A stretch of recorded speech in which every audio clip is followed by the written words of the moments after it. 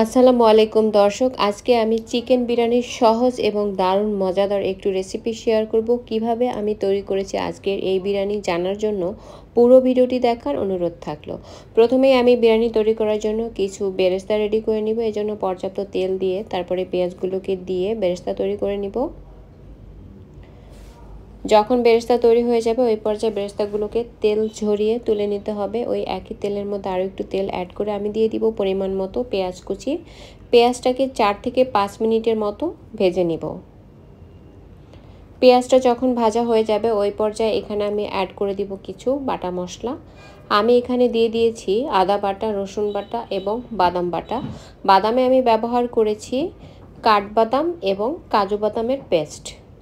আর দিয়ে দিয়েছি কিছু আস্ত মশলা, তেজপাতা, লবঙ্গ, দারুচিনি এবং এলাচ সবই পরিমাণ মতো ব্যবহার করেছি। এইবারে নেড়ে চেড়ে মিশিয়ে নিব এবং ভেজে নিব প্রায় 4 থেকে 5 মিনিটের মতো। 4 থেকে 5 মিনিট পরে এখানে আমি অ্যাড করে দিয়েছি গুঁড়ো মশলা। এখানে আমি দিয়েছি পরিমাণ মতো লবণ, লাল মরিচের গুঁড়ো, ধনিয়ার গুঁড়ো এবং জিরার গুঁড়ো। তারপর একটু পানি দিয়ে মশলাটাকে বেশ ভালো করে কষিয়ে নিতে হবে। যখন মশলাটা পুরোপুরি কষানো হয়ে যাবে ওই পর্যায়ে আমি চিকেনটাকে অ্যাড করে দিব। তবে এখানে বলে রাখি, এখানে কিন্তু কোনোভাবে হলুদ গুঁড়ো ব্যবহার করা যাবে না। এবারে আমি চিকেনটাকে দিয়ে দিয়েছি। এবারে এটাকে বেশ ভালো করে মশলার সাথে কষিয়ে নিতে হবে।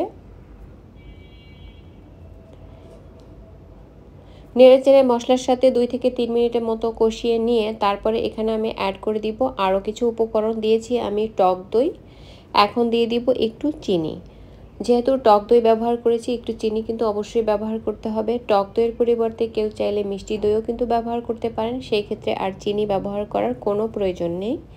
এবারে কিছু আস্ত কাঁচামরিচ শুধুমাত্র অ্যাড করে দিব, আর কিছুই তেমন কিছু আমি অ্যাড করব না। তারপরে মশলার সাথে চিকেনটাকে বেশ ভালো করে কষিয়ে নিতে হবে।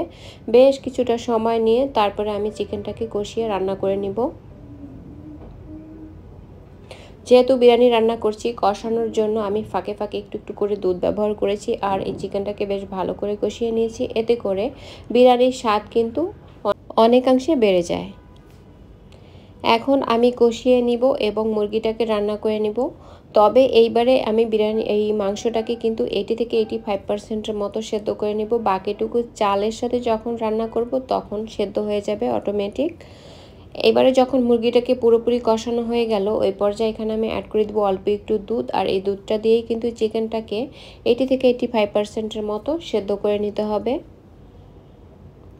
নেড়েচেড়ে মিশিয়ে দিয়ে ঢাকনা দিয়ে আমি এটাকে সেদ্ধ করে নিব। এদিকে আমি চালটাকে প্রিপেয়ার করে নিব। চাল তৈরি করার জন্য আমি পোলাও চাল ধুয়ে নিয়েছি বেশ ভালো করে। এরপরে পর্যাপ্ত পানি দিয়ে সেখানে তেল দিয়েছি আর দিয়েছি তেজপাতা, লবঙ্গ, দারুচিনি, এলাচ আর লবণ দিয়েছি। তারপরে আমি চালটাকে প্রায় 60%-এর মতো সেদ্ধ করে পানিটাকে পুরোপুরি ছড়িয়ে নিয়েছি। আর এদিকে আমার চিকেনটাও কিন্তু মোটামুটি মাখা মাখা হয়ে গিয়েছে আর সেদ্ধ হয়ে গিয়েছে। এখন আমি বিরিয়ানির জন্য লেয়ার তৈরি করে নিব। আমি যে চালগুলোকে প্রিপেয়ার করে নিয়েছি 60%-এর মতো সেদ্ধ হয়ে গিয়েছে, সেটাকে আমি এর উপরে একদম এক লেয়ার করে ছড়িয়ে দিব। এরপরে আমি এর উপর দিয়ে দিব কিছু পেঁয়াজ বেরেস্তা।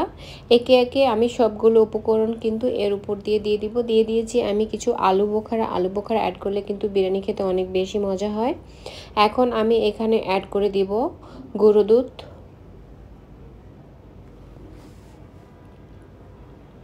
সব কিছু একটু ছড়িয়ে দেওয়ার চেষ্টা করতে হবে। দিয়ে দিব একটু বেশি করে ঘি, এতে করে বিরিয়ানি থেকে কিন্তু দারুণ একটি স্মেল আসে। আর যেহেতু আমি চালটাকে সেদ্ধ করে নিয়েছি তাই একটু ঘি এখানে বেশি করেই ব্যবহার করতে হবে। এবারে দিয়ে দিয়েছি কিছু গোলাপ জল।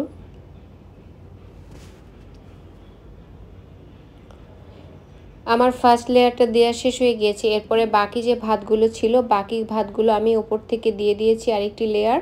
আর তার উপর দিয়ে আরও কিছু পেঁয়াজ বেরেস্তা দিয়ে তারপরে আমি আরও একটু গুঁড়ো দুধ এর উপর দিয়ে দিব। আরও একটু ঘি দিয়ে দিলাম।